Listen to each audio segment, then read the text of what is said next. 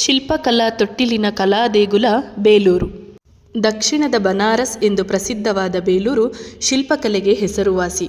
ಈ ಸ್ಥಳ ಯಗಚಿ ನದಿಯ ದಂಡೆಯ ಮೇಲೆ ಹಾಸನದಿಂದ 38 ಕಿಲೋಮೀಟರ್ ಮತ್ತು ಬೆಂಗಳೂರಿನಿಂದ 222 ಕಿಲೋಮೀಟರ್ ದೂರದಲ್ಲಿದೆ. ಮೂಲತಃ ಇದು ಹೊಯ್ಸಳ ರಾಜರ ರಾಜಧಾನಿಯಾಗಿತ್ತು. ಜೈನ ಮತ್ತು ವೈಷ್ಣವ ಸಂಸ್ಕೃತಿಗೆ ಪ್ರತೀಕವಾದ ಈ ಪುರಾತನ ನಗರವನ್ನು ವೇಲಾಪುರಿ, ಬೇಲೂರು ಎಂತಲೂ ಕರೆಯುವುದುಂಟು. ದಕ್ಷಿಣ ಭಾರತದಲ್ಲೇ ಶಿಲ್ಪಕಲೆಗೆ ಹೆಸರುವಾಸಿಯಾದ ದೇವಸ್ಥಾನಗಳನ್ನು ಕಟ್ಟಿಸಿದ ಕೀರ್ತಿ ಹೊಯ್ಸಳರಿಗೆ ಸಲ್ಲುತ್ತದೆ. ಸಳನ 4ನೇ ತಲೆಮಾರಿನವ ರಾಜ ವಿಷ್ಣುವರ್ಧನ. ಇವನ ತಂದೆ ವಿನಯಾದಿತ್ಯನ ಕಾಲದಲ್ಲೇ ಬೇಲೂರು ರಾಜಧಾನಿಯಾಗಿತ್ತು. ಅಂದಿನ ಕಾಲದಲ್ಲಿ ದೇವಸ್ಥಾನಗಳನ್ನು ನಿರ್ಮಿಸಲು ಮುಖ್ಯ ಉದ್ದೇಶ ಧರ್ಮ ಅಥವಾ ಪೂಜೆಗೆ ಮಾತ್ರ ಸೀಮಿತವಾಗಿರದೆ ನ್ಯಾಯದ ತೀರ್ಪು ನೀಡಲು, ಕೋಶ ಸಂಗ್ರಹಣೆ, ವೇದ ಮತ್ತು ವಿದ್ಯಾಭ್ಯಾಸ, ಸಂಗೀತ ಮತ್ತು ನೃತ್ಯಗಳು ಇತ್ಯಾದಿ ಕಾರಣಗಳಿಗಾಗಿ ದೇವಸ್ಥಾನಗಳನ್ನು ನಿರ್ಮಿಸುತ್ತಿದ್ದರು. ಚೆನ್ನಕೇಶವ ದೇವಾಲಯವನ್ನು ಕ್ರಿಸ್ತಶಕ 1117ರಲ್ಲಿ ನಿರ್ಮಾಣ ಮಾಡಲಾಯಿತು. ಇದನ್ನು ನಿರ್ಮಿಸಿದವರು ಹೊಯ್ಸಳ ರಾಜ ವಿಷ್ಣುವರ್ಧನ. ಚೆನ್ನಕೇಶವ ಸ್ವಾಮಿ ಎಂದು ಕರೆಯುವ ಈ ದೇವರಿಗೆ ವಿಜಯನಾರಾಯಣ ಎಂದೂ ಕರೆಯುತ್ತಾರೆ. ರಾಜ ವಿಷ್ಣುವರ್ಧನನ ದಿಗ್ವಿಜಯದ ಸ್ಮಾರಕಾರ್ಥವಾಗಿ ಈ ವಿಜಯನಾರಾಯಣ ದೇವರನ್ನು ಪ್ರತಿಷ್ಠಾಪಿಸಿದ್ದಾರೆ. ಇದನ್ನು ಪೂರ್ಣಗೊಳಿಸಲು ಸುಮಾರು 103 ವರ್ಷಗಳು ಬೇಕಾಯಿತು. ಈ ದೇವಸ್ಥಾನವನ್ನು ಗಟ್ಟಿ ಬಳಪದ ಕಲ್ಲಿನಿಂದ ಕಟ್ಟಲಾಗಿದೆ. ಒಟ್ಟಾರೆಯಾಗಿ ದೇವಾಲಯದಲ್ಲಿ 10,000 ವಿಗ್ರಹಗಳಿವೆ. ಈ ಗೋಪುರವು ವಿಜಯನಗರ ಶೈಲಿಯಲ್ಲಿದ್ದು ಕಣ್ಮನ ಸೆಳೆಯುತ್ತದೆ. ಈ ಗೋಪುರದ ಮೇಲ್ತುದಿಯಲ್ಲಿ 5 ಕಳಶಗಳನ್ನು ಪ್ರತಿಷ್ಠಾಪಿಸಿದ್ದಾರೆ.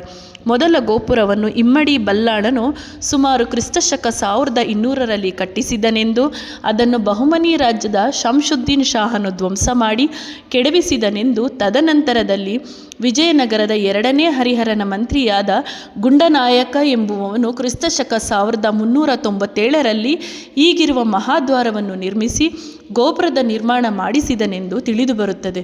ಗೋಪುರದ ಮೇಲೇರಿ ಹೋಗಲು ಒಳಗಿನಿಂದ ಕಡಿದಾದ ಮೆಟ್ಟಿಲುಗಳು ಇವೆ. ಸ್ವಲ್ಪ ಸಾಹಸ ಮಾಡಿದರೆ ಮೇಲಿನವರೆಗೂ ಹೋಗಬಹುದು. ಗೋವಿನ ಕೊಂಬು ಇರುವುದರಿಂದ ಗೋಪುರವಾಗಿದೆ. ಸ್ಥಳ ಪುರಾಣದಂತೆ ಮೋಹಿನಿ ರೂಪದಲ್ಲಿ ವಿಷ್ಣುವು ಭಸ್ಮಾಸುರನನ್ನು ಸಂಹರಿಸಿದ್ದು ಇಲ್ಲಿಯೇ ಎಂದು ಹೇಳಲಾಗುತ್ತದೆ. ಇಲ್ಲಿರುವ ಚೆನ್ನಕೇಶವನ ವಿಗ್ರಹವನ್ನು ಹೊಯ್ಸಳ ರಾಜ ವಿಷ್ಣುವರ್ಧನನು ನಿರ್ಮಿಸಿ ಪ್ರತಿಷ್ಠಾಪನೆ ಮಾಡಿಸಿದನೆಂದು ಐತಿಹ್ಯಗಳು ತಿಳಿಸುತ್ತವೆ. ಶಾಲಿವಾಹನ ಶಕ 1039 ಹೇವಿಳಂಬಿ ಸಂವತ್ಸರ ಚೈತ್ರ ಶುದ್ಧ ಪಂಚಮಿ ಅಭಿಜಿನ್ ಮುಹೂರ್ತದಲ್ಲಿ ಕೇಶವನ ವಿಗ್ರಹವನ್ನು ಮಾರ್ಚ್ 20, 1117ರಲ್ಲಿ ಪ್ರತಿಷ್ಠಾಪನೆ ಮಾಡಲಾಯಿತು.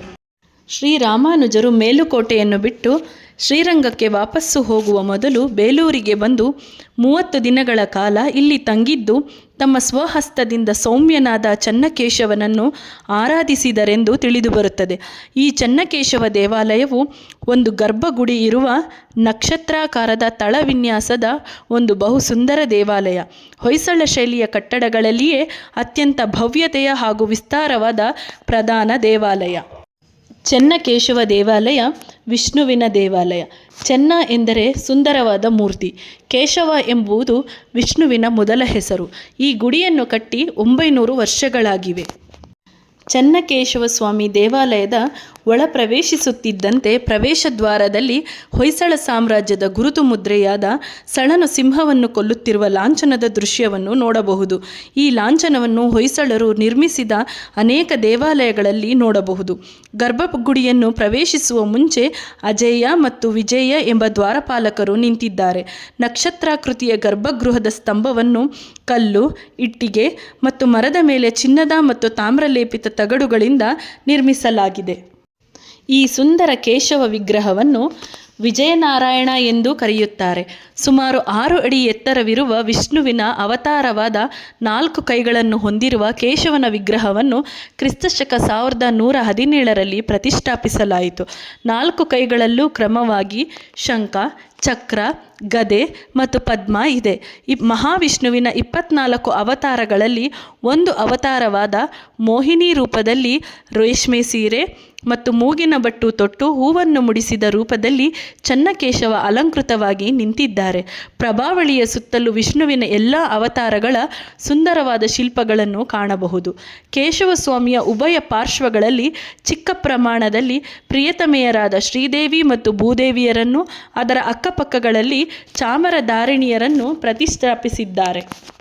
ಈ ದೇವಾಲಯದ ಆವರಣವು ವಿಸ್ತಾರವಾಗಿದ್ದು ನೈಋತ್ಯ ಮೂಲೆಯಲ್ಲಿ ತುಳಸಿ ತೋಟ, ಕಪ್ಪೆ ಚೆನ್ನಿಗರಾಯ ದೇವಾಲಯ, ಸೌಮ್ಯನಾಯಕಿ ದೇಗುಲ, ಧಾರ್ಮಿಕ ಮಂಟಪ, ವೀರನಾರಾಯಣ ದೇಗುಲ, ಆಂಡಾಳ್ ಅಮ್ಮನವರ ದೇವಾಲಯ, ಗುರುತ್ವಾಕರ್ಷಣ ಸ್ತಂಭಗಳನ್ನು ಒಳಗೊಂಡಿದೆ. ಇಂತಹ ಸುಂದರವಾದ ಹಾಗೂ ಭವ್ಯವಾದ ದೇವಾಲಯವನ್ನು ನೀವು ಒಮ್ಮೆ ನೋಡಿ ಬನ್ನಿ. ಧನ್ಯವಾದಗಳು.